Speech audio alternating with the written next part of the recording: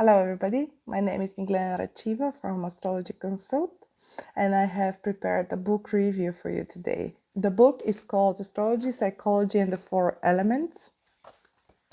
Here it is, published in the US and Canada in 1975 and written by Stephen Arroyo.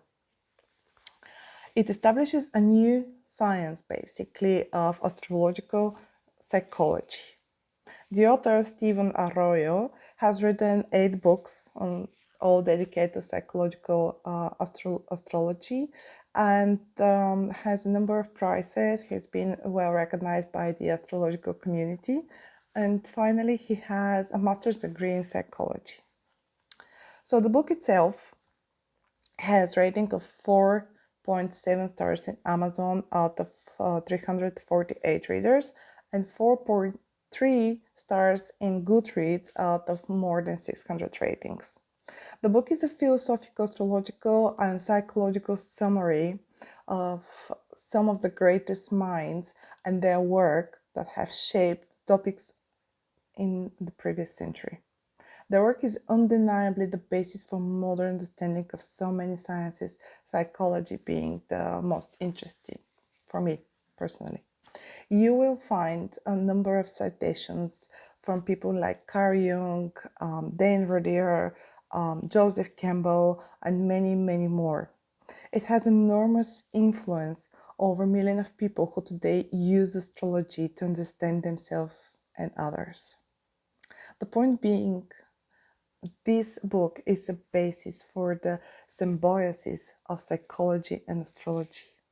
It talks about the self and how it is explained by the means of astrological symbolism. Why this approach works. It talks about the science behind it, psychological science. If you're new to astrology or if you're experienced astrologer, this book will give you a layer of deeper understanding how we got where we are in astrology and psychology today. Also, it will lay down the science for your deeper and meaningful understanding of your chart, the chart of your friends, family, and any personal chart.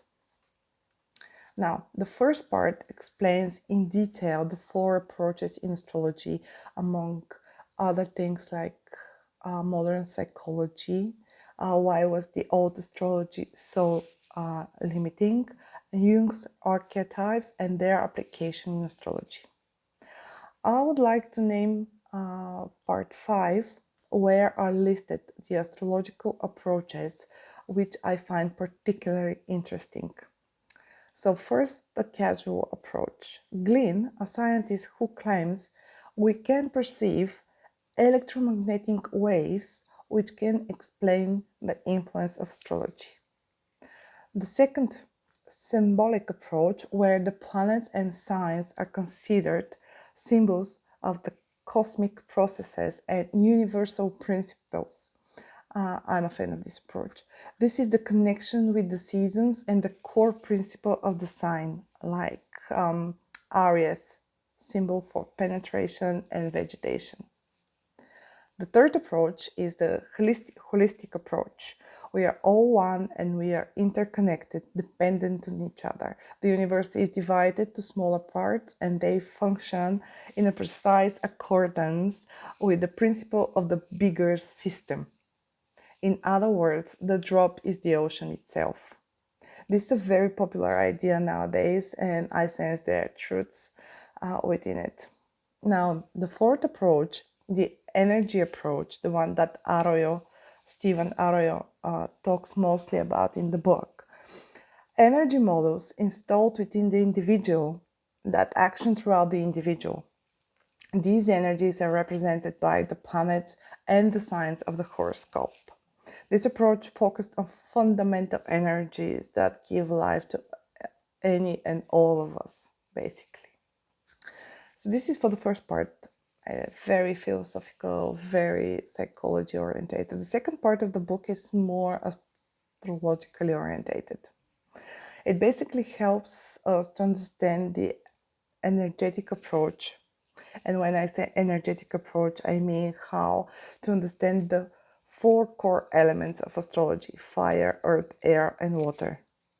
Then there is a chapter dedicated to the psychology of the individual, followed by a great valuable explanation what happens when we have imbalance between different energies. For instance, a lack of water in a fire dominant chart.